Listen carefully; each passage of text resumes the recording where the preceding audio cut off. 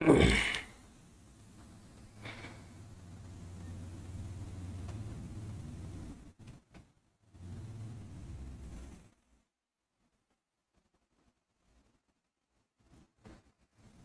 सभी बच्चे बैठ जाइए। गुड मॉर्निंग सभी बच्चों को। जल्दी जल्दी सीट ग्रहण कीजिए अपना अपना। आज का क्लास हम लोग शुरू कर रहे हैं। आज बहुत ही महत्वपूर्ण कंसेप्ट पढ़ेंगे और ये 2 क्लास का ही है। अभी तक जो आप पढ़ रहे थे गॉस का नियम, विद्युत क्षेत्र, इससे थोड़ा बाहर निकल के आसान, महत्वपूर्ण और आप सभी को समझ में आएगा। आज ऐसा टॉपिक है तो सभी बच्चे आज के क्लास में ध्यान रखेंगे कि हमें आज समझ के घर जाना है। बहुत ही आसान है, चिंता नहीं करना है, सबको समझ में आएगा और आपको ध्यान देना है। जल्दी जल्दी बैठिए, सभी बच्चे बैठिए, अपना अपना सीट ग्रहण कीजिए।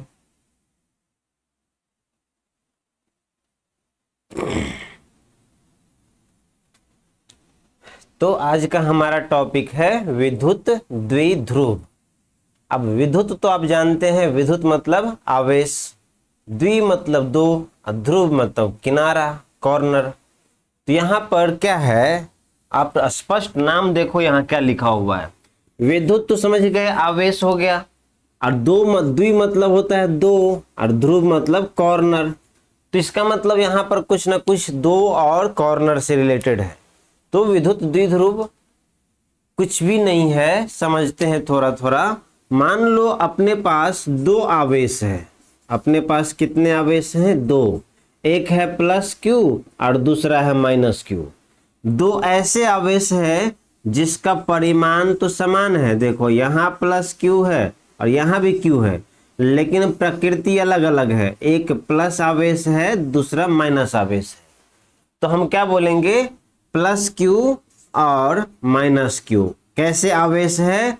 2 समान और विपरीत प्रकृति के आवेश हैं। ऐसे ही ना बोलेंगे कि प्लस क्यू और माइनस क्यू आवेश को क्या बोलोगे?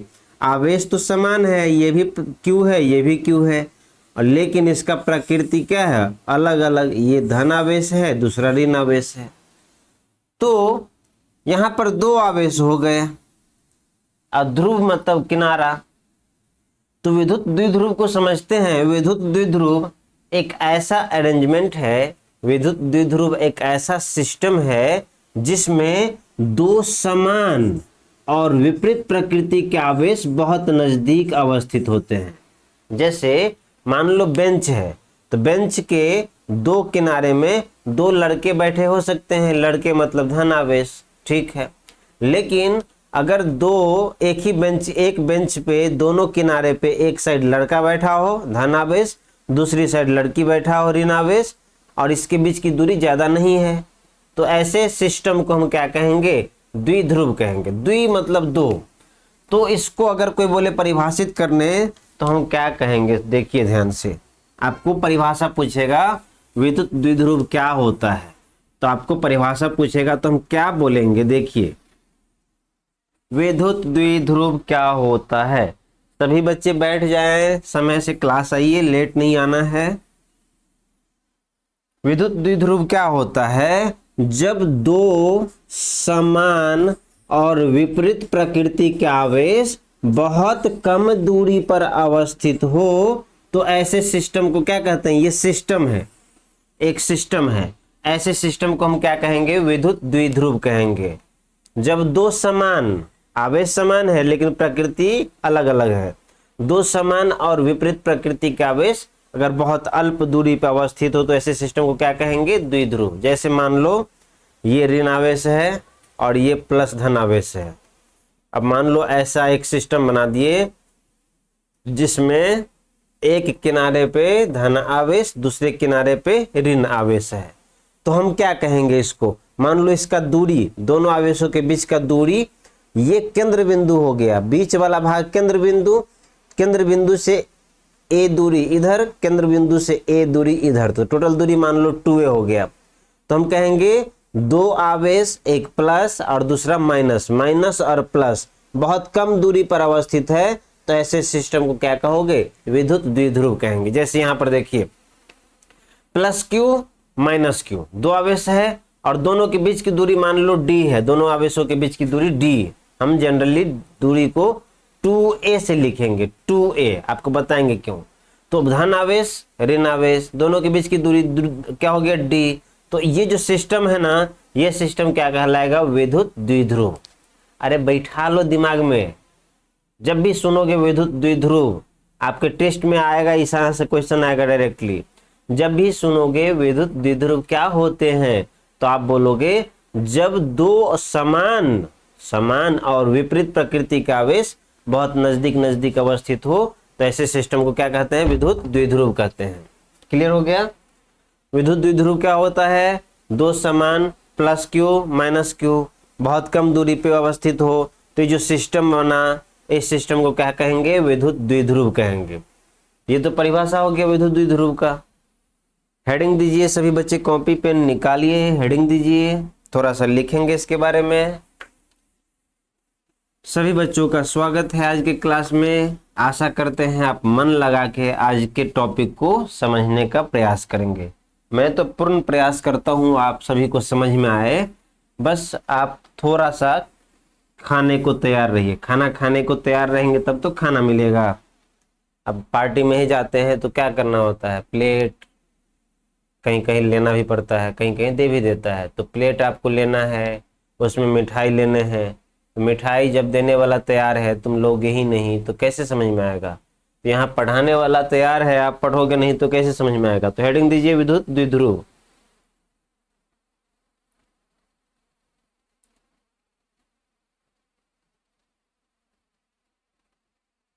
चलिए लिखिए, इसका पहले डेफिनेशन लिखिए। दो समान और विपरीत प्रकृति के आवेश बहुत अल्प दूरी पर स्थित हो, तो ऐसे सिस्टम को क्या कहेंगे, विद्युत द्विध्रुव कहेंगे। इसका डायग्राम यहाँ पर बना लीजिए, वहां भी है, मैं बना भी रहा हूं। समान ये हो गया और विपरीत प्रकृति माइनस क्यू, एक ये हो गया। दोनों देखिए आवेश समान है, आवेश कितना प्लस क्यू माइनस क्यू, लेकिन प्रकृति अलग अलग है। और इन दोनों के बीच की दूरी कितना, मान लो यहां से बीच की दूरी d है। तो ये जो सिस्टम बना, ये सिस्टम क्या कहलाएगा, विद्युत द्विध्रुव कहलाएगा। अब बोलोगे सर एक बड़ा बना दिए एक दूसरा छोटा बना दिए, दोनों समान है। तो विद्युत द्विध्रुव किसको कहते हैं, दो समान और विपरीत प्रकृति, समान और विपरीत प्रकृति का आवेश बहुत अल्प दूरी पर स्थित हो, तो ऐसे सिस्टम को क्या कहते हैं, ऐसे निकाय को विद्युत द्विध्रुव कहते हैं। क्लियर हो गया। अब विद्युत द्विध्रुव का परिभाषा लिखिए फटाफट, थोड़ा आगे बढ़ते हैं।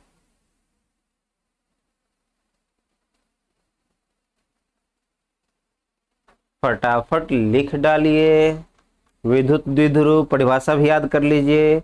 2 बार आप अपने मन में पढ़िए, आराम से देखिए सब याद हो जाएगा, बहुत भारी नहीं है।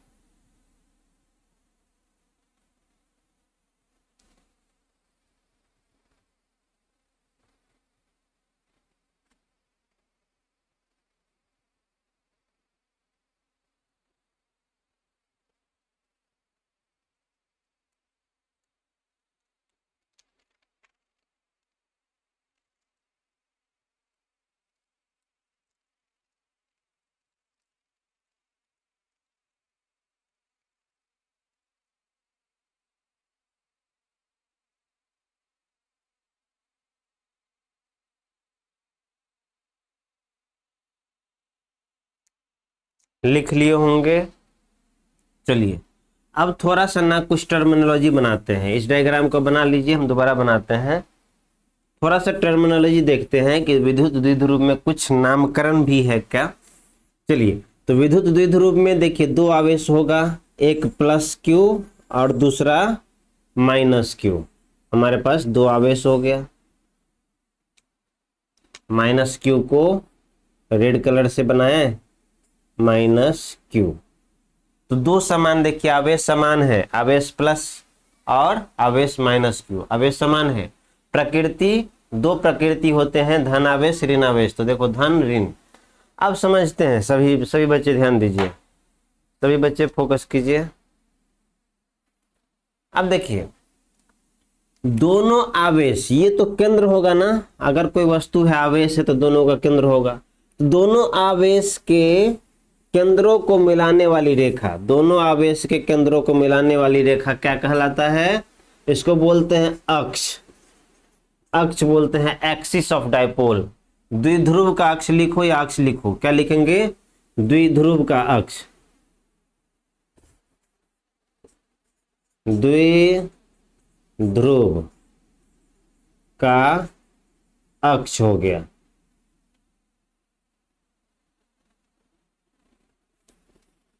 द्विध्रुव का अक्ष, एक्सिस। दोनों आवेशों के केंद्रों को मिलाने वाली रेखा क्या कहलाता है? द्विध्रुव का अक्ष कहलाता है। दोनों आवेशों के बीच, दोनों आवेशों के बीच का जो बिंदु होगा ना, उसको बोलते हैं केंद्र, सेंटर। किसका? डायपोल का। द्विध्रुव का केंद्र क्या हो गया? दोनों आवेशों के बीच का जो बिंदु होगा वो द्विध्रुव का केंद्र कहलाएगा। और अक्ष पर देखिए, अक्ष है ये, अक्ष पर इस केंद्र से डाला गया लंब,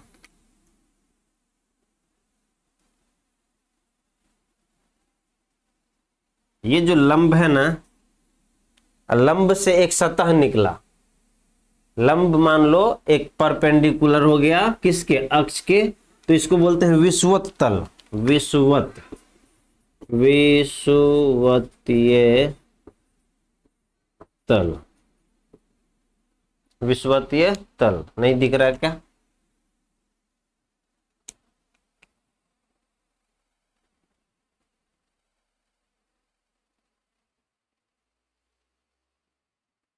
विषुवतीय तल हो गया। देखिए, दोनों आवेशों के केंद्र को मिलाने वाली रेखा द्विध्रुव का अक्ष कहलाता है। इस आवेश से इस आवेशों के केंद्रों को मिला दीजिए, उसको बढ़ा दीजिए, क्या कहलाएगा? द्विध्रुव का अक्ष कहलाएगा, एक्सिस कहलाएगा। एक्सिस ऑफ डायपोल इसको बोलते हैं। और दोनों आवेशों के बीच, एकदम बीच का जो बिंदु है वो कहलाएगा केंद्र। और केंद्र से अक्ष पर डाला गया लंब विषुवतीय तल कहलाएगा। विषुवतीय प्लेन हो जाएगा, ये पूरा 2D हो जाएगा। या इसको, और इसके अलावा जो स्पेस बच गया उसको बोलेंगे निरक्षीय, निरक्षीय बिंदु। तो देखिए इसका टर्मिनोलॉजी क्या क्या हो गया। पहला, दो आवेश। सबसे पहले तो आपको यही याद रखना है कि द्विध्रुव क्या होता है? दो समान और विपरीत। देखिए, समान और विपरीत प्रकृति के आवेश अगर बहुत अल्प दूरी पर हो तो यह सिस्टम कहलाता है विद्युत द्विध्रुव। दोनों आवेशों को मिलाने वाली रेखा द्विध्रुव का अक्ष कहलाता है। और दोनों आवेशों के बीच का जो बिंदु होगा वो कहलाएगा केंद्र बिंदु। और केंद्र बिंदु से अक्ष पर केंद्र बिंदु से डाला गया लंब का जो सतह होगा वो विषुवतीय तल कहलाएगा। इतने बातें आपको समझ में आया? इसको लिखिए, इसको लिख लीजिए, इसको लिख डालिए।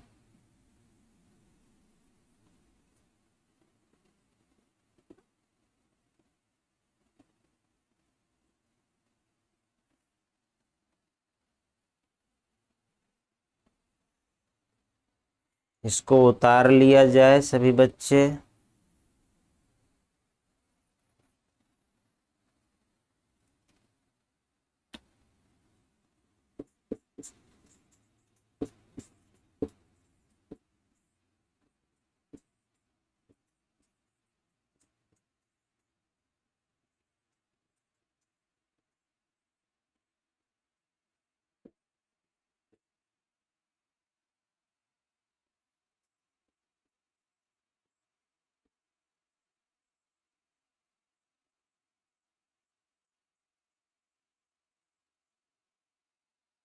नीचे में जो लिखे हैं इसको भी लिख लीजिए।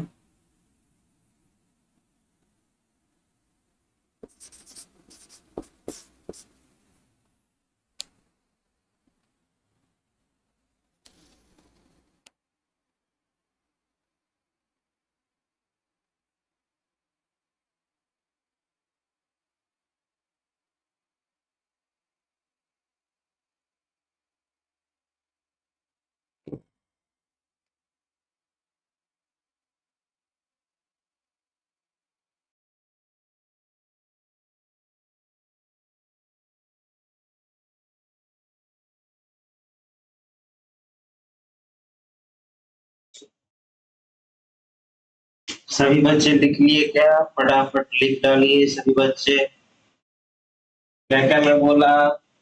एक दो आवेश है, प्लस क्यू माइनस क्यू, बहुत कम दूरी पर अवस्थित है, तो ऐसे को बोलते हैं द्विध्रुव। अब द्विध्रुव का अक्ष कहलाएगा, दोनों आवेशों को मिलाने वाली रेखा द्विध्रुव का अक्ष कहलाएगा। ओके। और अक्ष पर इस केंद्र बिंदु से डाला गया लंब का जो तल होगा वो विषुवतीय तल कहलाएगा। ये पूरा ऐसे प्लेन होगा, अंदर से बाहर की तरफ देखो पूरा प्लेन होगा। अगर मैं बात करूं, देखिए प्लेन ऐसे होगा, पूरा जो प्लेन है वो पूरा इस द्विध्रुव के अक्ष पर लंबवत है और सब केंद्र बिंदु से पास हो रहा है, तो प्लेन होगा, इसीलिए यहाँ विषुवतीय तल लिखा हुआ है।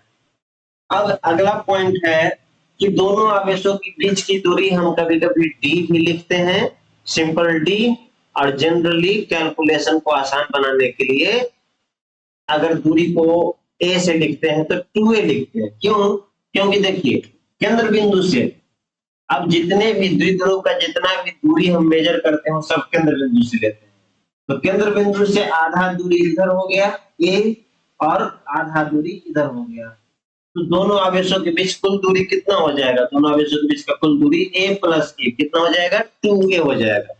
इसीलिए बोलते हैं कि जनरली दोनों आवेशों के बीच का दूरी कितना लेते हैं? 2a, क्योंकि द्विध्रुव का सारा दूरी हम केंद्र बिंदु से कंसीडर करते हैं। आप जो भी कैलकुलेशन करोगे उसमें दूरी कहां से लेंगे? केंद्र बिंदु से। तो केंद्र बिंदु से दूरी लेंगे तो केंद्र बिंदु से इधर a दूरी इस आवेश का, केंद्र बिंदु से इधर a दूरी इस आवेश का, तो टोटल दूरी कितना हो जाएगा? 2a हो जाएगा। लिख लीजिए।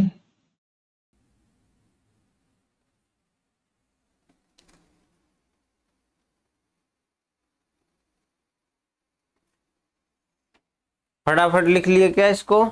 क्या मैं बोला? आवेश प्लस क्यू तथा माइनस क्यू के बीच की दूरी प्रायः 2a लेते हैं, क्योंकि सारी दूरियों को हम केंद्र बिंदु से मेजर करेंगे, तो केंद्र बिंदु से माइनस क्यू आवेश के बीच की दूरी a और केंद्र बिंदु से प्लस क्यू आवेश के बीच की दूरी a, तो दोनों आवेशों के बीच की दूरी कितना? a प्लस a बराबर 2a हो जाएगा। इसीलिए हम जनरली 2a लिखते हैं, क्योंकि हमको आगे कैलकुलेशन करेंगे तो हमारे लिए आसान होगा, और आसान बनाने के लिए हम ये काम करते हैं।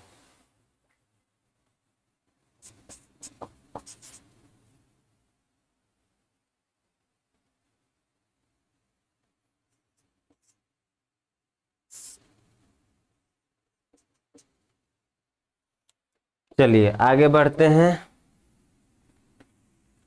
अब हमारा अगला जो पॉइंट है उसको देखिए। द्विध्रुव आघूर्ण, द्विध्रुव आघूर्ण, इलेक्ट्रिक डायपोल मोमेंट। अभी हम इलेक्ट्रिक डायपोल देखे हैं, द्विध्रुव देख रहे थे अभी तक। सिंपल द्विध्रुव क्या होता है? तो द्विध्रुव एक अरेंजमेंट होता है जिसमें दो आवेश प्लस क्यू और माइनस क्यू बहुत कम दूरी पर अवस्थित हो। लेकिन इसी में पूछेगा द्विध्रुव आघूर्ण क्या होता है, तो थोड़ा सा अब आगे हम देखेंगे द्विध्रुव आघूर्ण क्या होता है। इसमें सभी बच्चे VVI लगा लीजिए, आपके बोर्ड एग्जाम के लिए अति महत्वपूर्ण है। यहाँ से बोर्ड एग्जाम में क्वेश्चन पूछेगा तो सभी बच्चे VVI लगा दीजिए, हेडिंग दीजिए पहले द्विध्रुव आघूर्ण। 4 बार अपने आप मन में पढ़िए, द्विध्रुव आघूर्ण, द्विध्रुव आघूर्ण। द्विध्रुव आघूर्ण को हम बोलते हैं डायपोल मोमेंट, विद्युत द्विध्रुव आघूर्ण, इलेक्ट्रिक डायपोल मोमेंट। अब द्विध्रुव आघूर्ण पढ़ना है, ठीक है पढ़ते हैं। हमारे पास दो आवेश, एक प्लस क्यू दूसरा माइनस क्यू। अब अभी बताया कि जनरली 2a लेते हैं, लेकिन आप कहीं कहीं दूरी को d भी लिख सकते हैं। तो मान लो दोनों आवेश के बीच की दूरी कितना है? d। दोनों आवेशों के बीच की दूरी d है। तो मैं यहां चित्र बना रहा हूं, हमारे पास दो आवेश है, एक है प्लस क्यू और दूसरा है माइनस क्यू। और दोनों आवेशों के बीच की दूरी अगर अभी आप d ले रहे हो तो ये दूरी कितना हो गया? d। और दोनों आवेशों को मिलाने वाली रेखा क्या कहलाता है? अक्ष। तो उसको अभी नहीं देखेंगे। अब यहां पर दो आवेश प्लस क्यू माइनस क्यू, बीच की दूरी d। तो अगर इस एक आवेश को इस दूरी से गुना कर देंगे तो क्या होगा? मतलब आवेश गुना दोनों आवेश के बीच की दूरी, इसको गुना कर देंगे तो क्या मिलेगा, तो इसको गुना करने पर हमको एक नया शब्द सीखने को मिला जिसको बोलते हैं द्विध्रुव आघूर्ण, इलेक्ट्रिक डायपोल मोमेंट। क्या मिलेगा, अगर दोनों में से एक आवेश और दोनों आवेश के बीच की दूरी को गुना करेंगे तो आवेश गुना दूरी क्या कहलाएगा, द्विध्रुव आघूर्ण कहलाएगा, द्विध्रुव आघूर्ण। तो द्विध्रुव आघूर्ण क्या होता है, द्विध्रुव आघूर्ण दोनों में से एक आवेश तथा दोनों आवेशों के बीच की दूरी के गुणनफल को द्विध्रुव आघूर्ण कहते हैं। द्विध्रुव आघूर्ण का कोई पूछे परिभाषा क्या होता है, तो दोनों आवेशों में से कोई एक आवेश ले लो, बस दिशा के लिए माइनस प्लस नहीं देखना है, दोनों आवेश परिमाण में समान है तो दोनों आवेशों में से कोई एक आवेश ले लीजिए और उनके बीच का दूरी है उससे गुना कर दीजिए, तो आवेश गुना दूरी क्या कहलाता है, द्विध्रुव आघूर्ण कहलाता है, द्विध्रुव आघूर्ण। द्विध्रुव आघूर्ण क्या हो गया, समझ गए, दोनों आवेशों में से एक आवेश तथा दोनों आवेशों के बीच की दूरी के गुणनफल को द्विध्रुव आघूर्ण कहते हैं। द्विध्रुव आघूर्ण बराबर आवेश गुना दूरी, पहला बात। अब द्विध्रुव आघूर्ण एक सदिश राशि है, द्विध्रुव आघूर्ण सदिश राशि है, तो जितने भी सदिश राशि होते हैं उसका सबका दिशा होता है। तो कोई पूछे द्विध्रुव आघूर्ण एक सदिश राशि है, द्विध्रुव आघूर्ण कौन सा राशि, सदिश राशि जो द्विध्रुव आघूर्ण है जिसका फॉर्मूला क्या हो गया, आवेश गुना दूरी। द्विध्रुव आघूर्ण को हम P से निरूपित करते हैं, किससे, P से। द्विध्रुव आघूर्ण को किससे निरूपित करेंगे, P से। तो द्विध्रुव आघूर्ण को P से निरूपित करते हैं तो द्विध्रुव आघूर्ण बराबर क्या, आवेश गुना दूरी। तो आवेश क्या है Q और दूरी क्या है D, तो द्विध्रुव आघूर्ण का फॉर्मूला क्या मिल गया, Q इंटू D। इंपोर्टेंट बहुत। तो द्विध्रुव आघूर्ण बराबर, पहले तो ये सीखिए द्विध्रुव आघूर्ण क्या होता है। द्विध्रुव आघूर्ण दोनों आवेशों में से एक आवेश तथा दोनों आवेशों के बीच की दूरी क्या कहलाता है, द्विध्रुव आघूर्ण कहलाता है। द्विध्रुव आघूर्ण क्या हो गया, दोनों आवेश तथा दोनों आवेशों में से एक आवेश, दोनों आवेश तथा दोनों आवेशों के बीच की दूरी के गुणनफल को क्या कहते हैं, द्विध्रुव आघूर्ण। द्विध्रुव आघूर्ण का फॉर्मूला दोनों में से एक आवेश तथा उनके बीच की दूरी, ये हो गया, ये आप याद रखेंगे। दूसरी बात एक और बात देखिए, द्विध्रुव आघूर्ण एक सदिश राशि है, जितने सदिश राशि होते हैं उन सब में क्या होता है, दिशा होता है। तो इसमें भी दिशा होगा, नहीं होगा, दिशा होगा। तो द्विध्रुव आघूर्ण का जो दिशा होता है ना वो ऋण आवेश से धन आवेश की तरफ। द्विध्रुव आघूर्ण का कोई दिशा पूछे कि बताओ बालक द्विध्रुव आघूर्ण का फॉर्मूला, तो आप बोल दिए आवेश गुना दोनों आवेश के बीच की दूरी। तो ये द्विध्रुव आघूर्ण एक सदिश राशि है, तो इसका दिशा किधर होगा, तो हम बोलेंगे अच्छा टेंशन लेना है, ऋण आवेश से धन आवेश की तरफ, मतलब इधर से इधर की तरफ क्या होगा, द्विध्रुव आघूर्ण का दिशा हो जाएगा।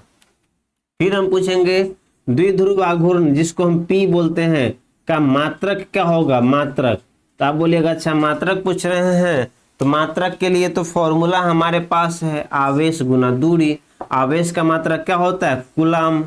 आवेश का मात्रक क्या होता है, कूलम। और दूरी का मात्रक क्या होता है, मीटर। तो कूलम गुना मीटर क्या हो जाएगा, द्विध्रुव आघूर्ण का क्या हो जाएगा, कूलम इंटू मीटर द्विध्रुव आघूर्ण का मात्रक हो जाएगा। फिर आप बोलिएगा चलिए मात्रक भी हो गया, तो विमीय सूत्र क्या होगा, विमीय सूत्र द्विध्रुव आघूर्ण का विमीय सूत्र, तो हम बोलेंगे विमीय सूत्र। तो देखिए आवेश का क्या होता है A इंटू टी और दूरी का क्या होता है L, तो LAT क्या हो जाएगा, LAT। अब जैसे लिखो ये द्विध्रुव आघूर्ण का विमीय सूत्र हो गया। कैसे निकाले, तो द्विध्रुव आघूर्ण बराबर होता है आवेश गुना दूरी, आवेश का AT और दूरी का L, तो इसको अरेंज कर लीजिए, LAT हो गया इसका विमीय सूत्र। जो भी बातें बोले हैं इसको आपको याद रखने हैं, इसको लिखवाता हूं फिर समझाता हूं दोबारा से इसको। ये यहां से जो अभी मैं बताया जितना बिंदु, उससे बिहार बोर्ड अपना क्वेश्चन नहीं पूछे तो उसको चैन ही नहीं आता है, क्वेश्चन पूछेगा ही यहां से, क्योंकि ये सब बहुत फेवरेट क्वेश्चन है। आप क्वेश्चन आपको ऑब्जेक्टिव का पूरा PDF भेजे हुए हैं, सभी बच्चे ऑब्जेक्टिव का जो PDF भेजे हुए हैं ना 80 क्वेश्चन, उस क्वेश्चन को खुद से प्रयास कीजिए, अगर क्लास में पढ़े होंगे तो आपको बन जाएगा। इसके बाद अगर नहीं बने तो टेंशन नहीं लेना है। रविवार, कल रविवार है तो रविवार को मॉर्निंग में ही हम लोग लाइव क्लास करेंगे और ऑब्जेक्टिव को डिटेल्स में देखेंगे, पूरा सॉल्व कर देंगे आपको। तो संडे को ऑब्जेक्टिव तैयार हो जाएगा और सब्जेक्टिव का पीडीएफ आपको भेज दिए कि कौन कौन महत्वपूर्ण क्वेश्चन है जो बिहार बोर्ड पूछता है। तो सब्जेक्टिव के लिए 10-12 क्वेश्चन का मैं फोटो भेज दिया हूँ, आप उसको देख लीजिएगा। टेस्ट में सब्जेक्टिव भी रह सकता है, ऑब्जेक्टिव भी, तो आपको ऑब्जेक्टिव हम करवा देंगे संडे को, सब्जेक्टिव आप उसको देख लीजिए। चलिए तो इसको लिखिए पहले।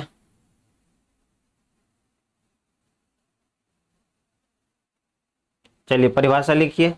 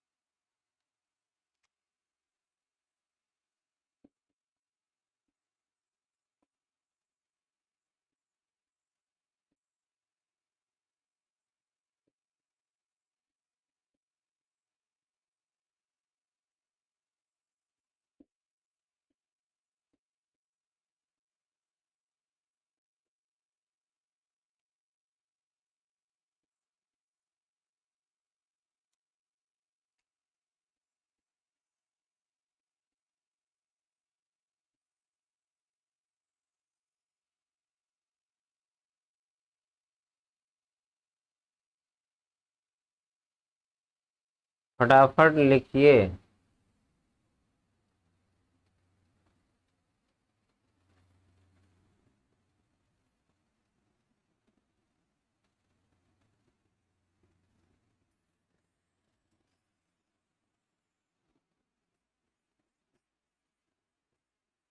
द्विध्रुव को बॉक्स में बना दिया मैं। द्विध्रुव आघूर्ण इलेक्ट्रिक डायपोल मोमेंट किसी एक आवेश तथा दोनों आवेशों के बीच की दूरी के गुणनफल को द्विध्रुव आघूर्ण कहते हैं। इसे P द्वारा दर्शाते हैं। द्विध्रुव आघूर्ण बराबर आवेश गुना दूरी, मतलब P बराबर Q इंटू डी। अब आगे देखेंगे इसका मात्रक वगैरह सब, इसको लिखिए पहले, फटाफट लिख डालिए सभी बच्चे।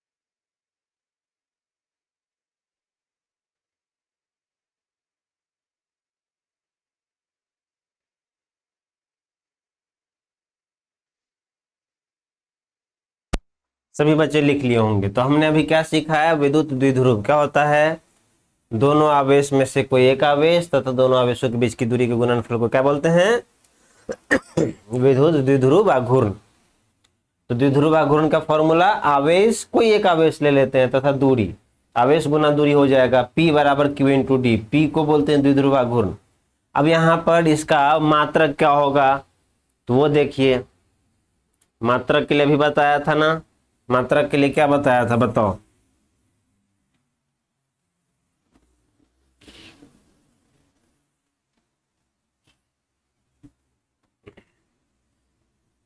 तो कितने बच्चों को याद हो गया विद्युत द्विध्रुव का फॉर्मूला? विद्युत द्विध्रुव का फॉर्मूला क्या है? P बराबर Q इंटू डी। विद्युत द्विध्रुव आघूर्ण बराबर आवेश गुना दूरी। तो बताओ, अब दिशा तो आपको पता हो गया ना। अगर ये मान लो प्लस Q है और ये माइनस Q है, तो द्विध्रुव आघूर्ण का दिशा क्या हो जाएगा? माइनस Q से प्लस Q की तरफ। द्विध्रुव आघूर्ण का P का जो डायरेक्शन हो जाएगा, P का डायरेक्शन ऋण आवेश से धन आवेश की तरफ। तो अब अगर इसका पूछेगा मात्रक, तो मात्रक बराबर क्या हो जाएगा? देखो, द्विध्रुव आघूर्ण बराबर Q इंटू डी। तो मात्रक क्या हो जाएगा? आवेश का कूलम होता है और दूरी का मीटर होता है। तो क्या हम लिखेंगे? मात्रक में लिखेंगे कूलम इंटू मीटर, यही लिखेंगे।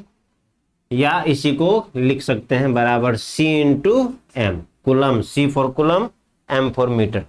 विमीय सूत्र की बात रहा, तो विमीय सूत्र क्या हो जाएगा? देखिए, आवेश का विमीय सूत्र क्या होता है? आवेश का A इंटू टी होता है, यह हमने पढ़ाया हुआ है।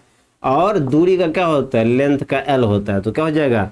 L into A into T. तो ये हम क्या लिखेंगे? L A T, यही लिखेंगे ना। ये हो गया इसका विमीय सूत्र। हाँ, लिख दीजिए। पहला पॉइंट तो समझ में आ गया। विद्युत द्विध्रुव सदिश राशि होता है, इसकी दिशा ऋण आवेश से धन आवेश की तरफ माना जाता है।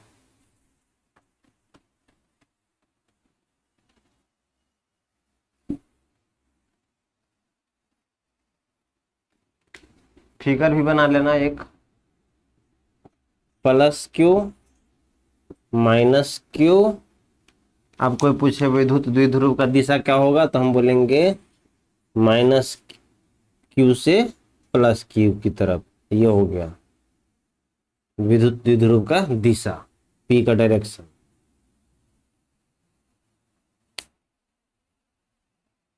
थोड़ा साइड में बना देता हूं। लिख लीजिए पूरे पॉइंट को, सभी पॉइंट को लिखिए।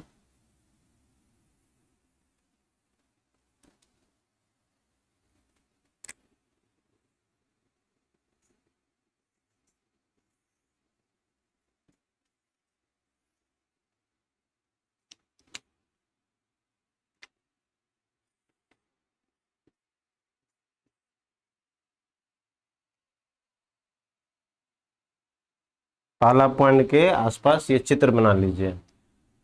द्विध्रुव आघूर्ण का दिशा जो हो गया माइनस Q से प्लस Q की तरफ हो गया। बना लीजिए फटाफट इसको।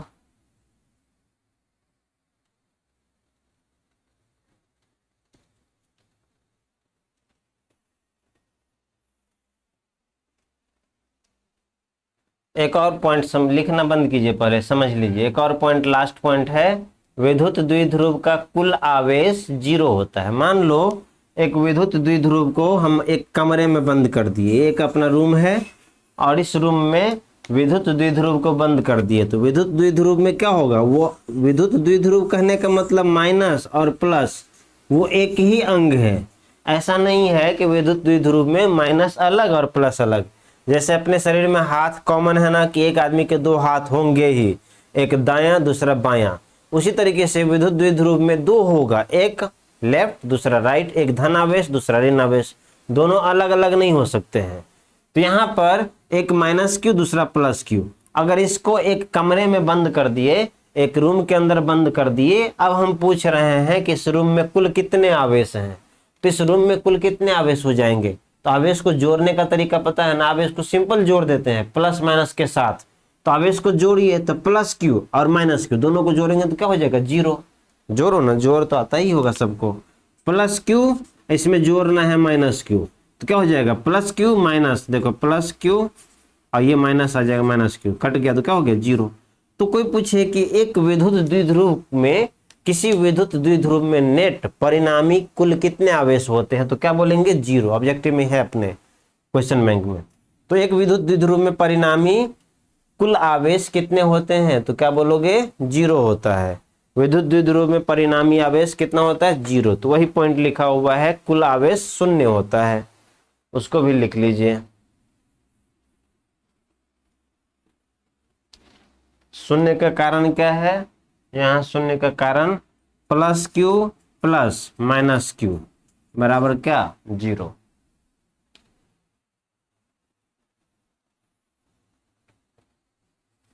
फटाफट लिख डालिए।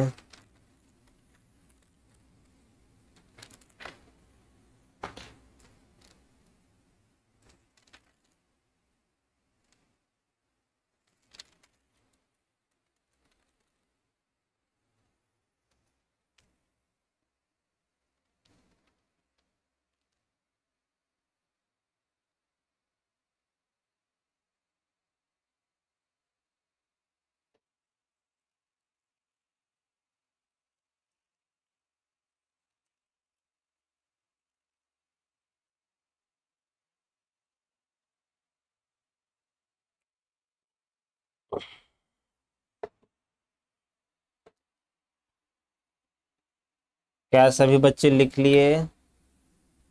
फटाफट लिखिए।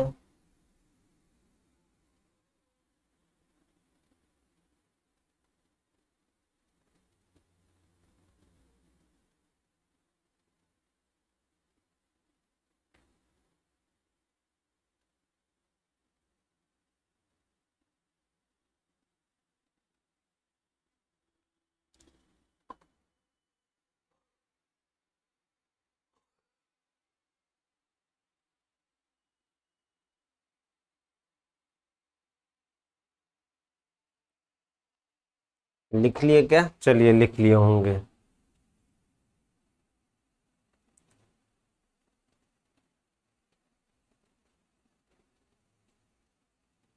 अगला हेडिंग दीजिए।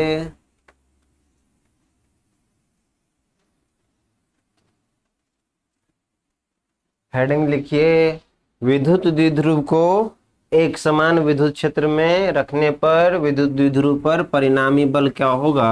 0 होगा। लिखिए इसको स्पष्ट करते हैं। ऐसा क्या है, क्या लिखा हुआ है, हम लोग समझते हैं। पहले इसको उतारिए सभी बच्चे।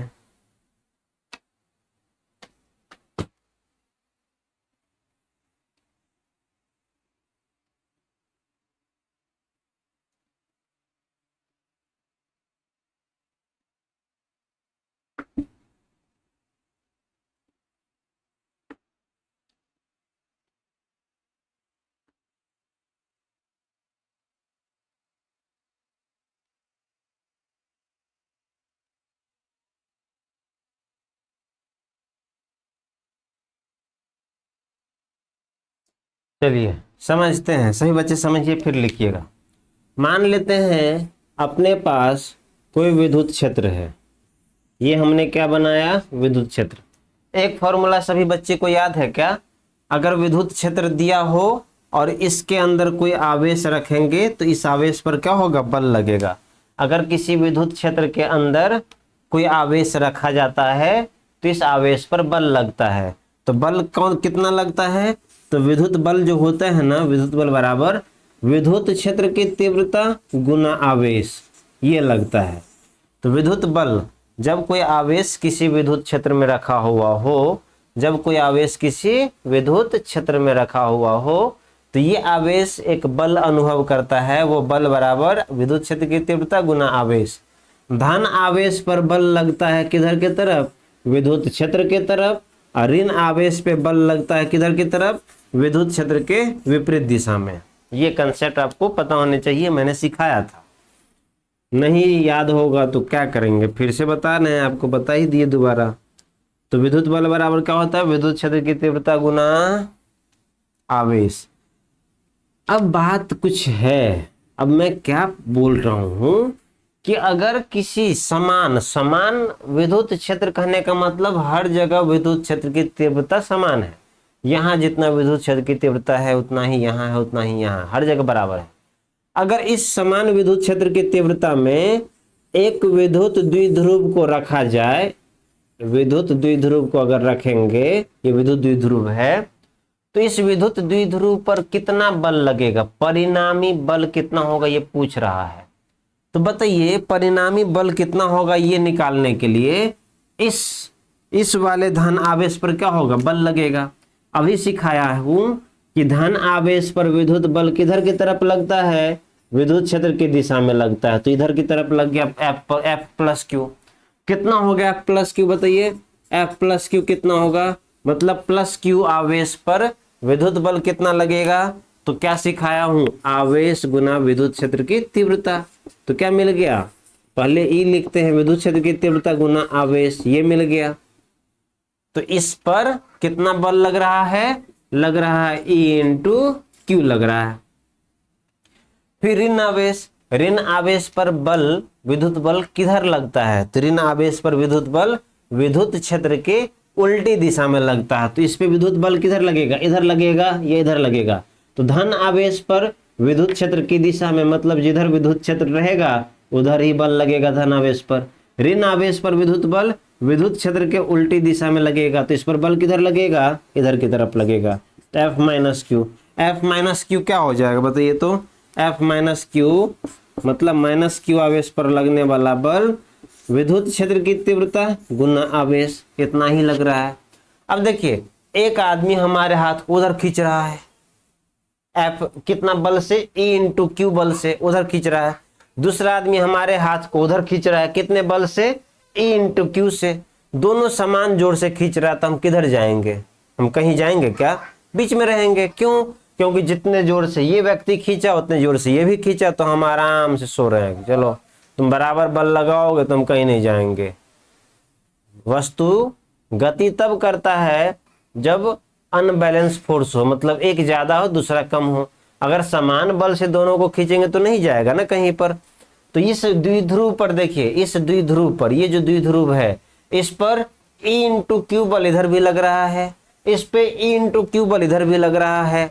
इस कारण से इस पर कुल बल पूछा जाए तो दोनों एक इधर एक इधर, तो क्या हो जाएगा? बैलेंस हो गया, मतलब कुल बल क्या हो गया? जीरो। इसलिए ऊपर लिखा हुआ है कि विद्युत द्विध्रुव को अगर समान विद्युत क्षेत्र की तीव्रता में रखते हैं तो विद्युत द्विध्रुव पर परिणामी बल शून्य होता है, मतलब कोई फोर्स नहीं रिजल्टेंट मिलेगा, मतलब आराम से इधर इधर दोनों बराबर। हम निश्चिंत हैं, हम गति नहीं कर रहे हैं, हम रुके हुए हैं, क्योंकि हमको दोनों साइड से बराबर फोर्स लग रहा है, तो हम गति नहीं कर रहे हैं। इधर की तरफ धन आवेश पर ई इंटू क्यू, ऋण आवेश पर ई इंटू क्यू, दोनों बराबर है। ऋण आवेश पर बल विद्युत क्षेत्र के उल्टी दिशा में, धन आवेश पर बल विद्युत क्षेत्र की दिशा में लगता है। इतना बात हमको समझाना था। आशा करते हैं समझ में आया होगा। नहीं आया हो इसके लिए तो हम व्यवस्था कर ही दिए हैं। घर पे जाके दो दो बार वीडियो को देखो, तीन तीन बार देखो। देखना आपका काम है, व्यवस्था करना मेरा काम है। हमने व्यवस्था कर दिया, अब आप जाके देखो वीडियो को दो बार, दिक्कत हो तो।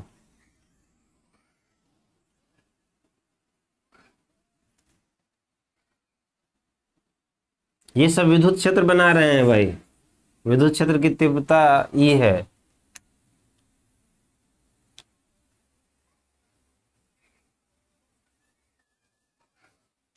चलिए इसमें कुछ लैंग्वेज भी लिख देते हैं। ऋण आवेश तथा धन आवेश पर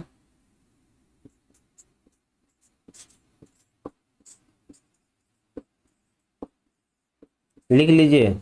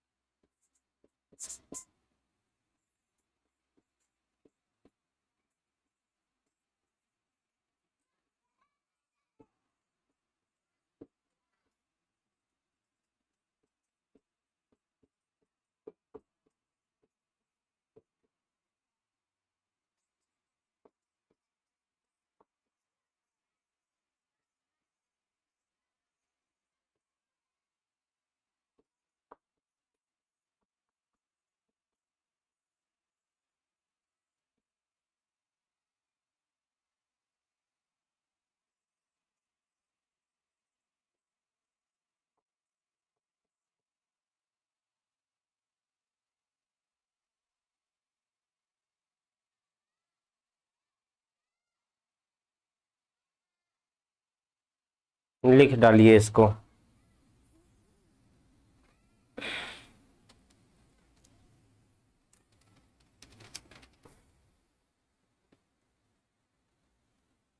लिख लीजिए सभी बच्चे, लिखिए फटाफट। एफ क्यू पर लगने वाला फोर्स, एफ माइनस क्यू पर लगने वाला फोर्स, ई इंटू क्यू।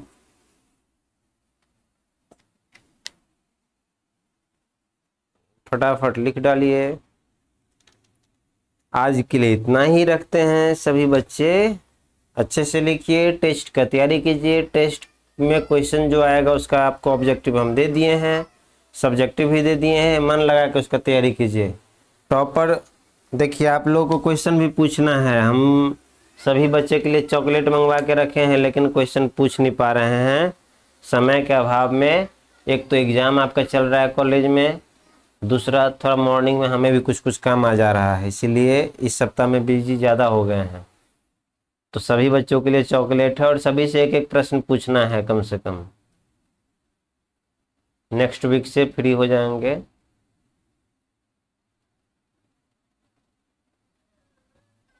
फटाफट लिख डालिए।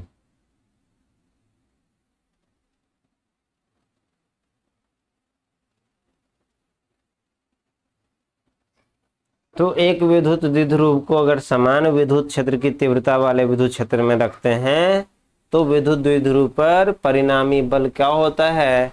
एफ नेट क्या होगा? लिख लीजिए कहीं, एफ नेट बराबर 0। एफ नेट क्या हो जाएगा? 0 हो जाएगा। एफ नेट 0 हो जाएगा। नेट फोर्स क्या हो जाएगा? 0। एफ नेट बराबर F plus Q plus F minus Q बराबर 0।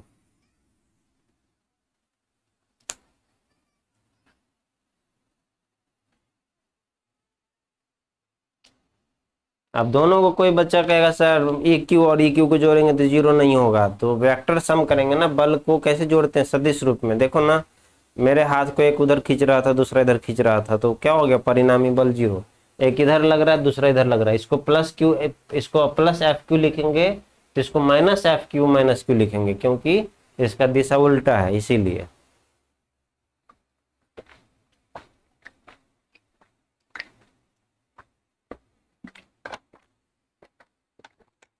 आपको ये पूछेगा ऑब्जेक्टिव में, विद्युत द्विध्रुव को एक समान विद्युत क्षेत्र में रखते हैं तो परिणामी बल क्या होता है? 0।